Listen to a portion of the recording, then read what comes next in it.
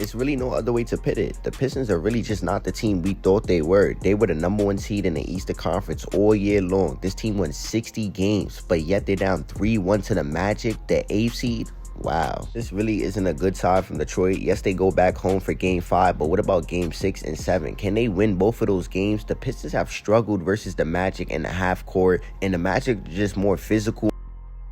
Other than like Cade Cunningham and Tobias Harris, the Pistons, they struggle in the half court. They need half court creators. Tobias Harris, at times, he give you a post up, shoot his mid-range fadeaway. Cade Cunningham, he can score the ball or make passes. But other than that, it's really just them two. It's really just Cade and Tobias in the half court. Everybody else, they struggled last night. Jalen Duren, he only had 12 points. He was 5 of 8 from the field. But I just know Jalen Duren for being aggressive, taking people to the rim. He was knocking on that mid-range early on, but now everything just fell off. And he's just like a lesser big. He's a regular big man now. Asar Thompson, he was 2 of 8 from the field. He was impactful rebounding the ball and all that, but he just needs to be better from the field. Taylor Jenkins, he was 1 for 6 from the field. Levert, he was 1 for 4. Duncan Robinson, he was 2 for 8. Like, there's a lot of guys out here who were struggling last night, and they didn't give anything to the team. But one of the main issues on the problems is Jalen Duren. Jalen Duren did not play like this in the regular season. He was one of the better elite bigs in the game, and he was looking like a top 20 player. Jalen Duren threw 4 games versus the Pistons and Magic. He has been struggling. He's averaging 9 points, 8 rebounds, and shoots 47% from the field. Game 1, only 8 points, 9 rebounds, 30% from the field. They lost that game. The next game, 11 points, 9 rebounds, 40% from the field. They won, though.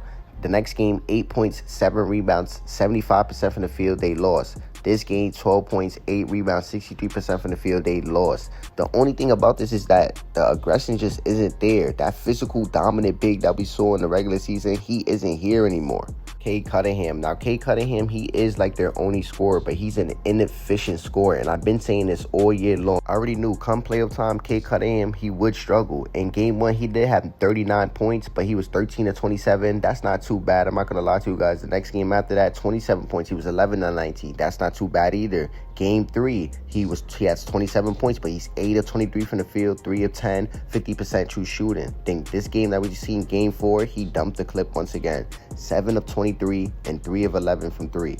45% true shooting with 25 points. This is an inefficient scorer, and if you're relying on him to be your #1 scoring option, you might really be going home, and that's what it's looking like. And the Magic are up 3-1 as the 8th seed on the #1 seed Detroit Pistons. And everyone's going to say, why are you disappointed? The Magic aren't so terrible. People haven't been watching the regular season. The Magic all year long, all regular season long, even that one playing game versus Philly, they've been terrible. They started to pick up the pace after they dominated. I believe it was the Hornets. Then they went to Game 1 and stole this game. I didn't think they'll win another game after this, but now we're here. They're up 3-1. Shout out Paolo. Shout out Franz. Shout out Desmond Bane. Shout out all their guys. They're competing. They're being aggressive on defense. Like, this is what the Pistons need to be, but they just aren't that team. These two teams just flip roles, it seems.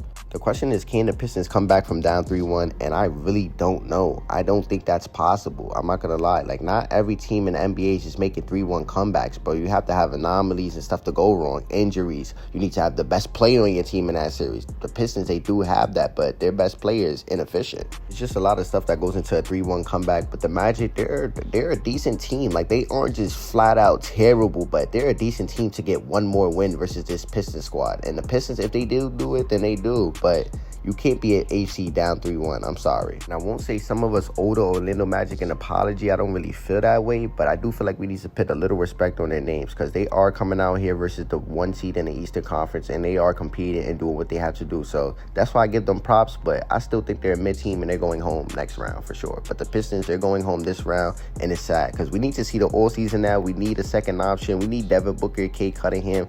Cade needs somebody he can trust other than himself with the ball to make plays, to pass, to score. Like, he just needs somebody else.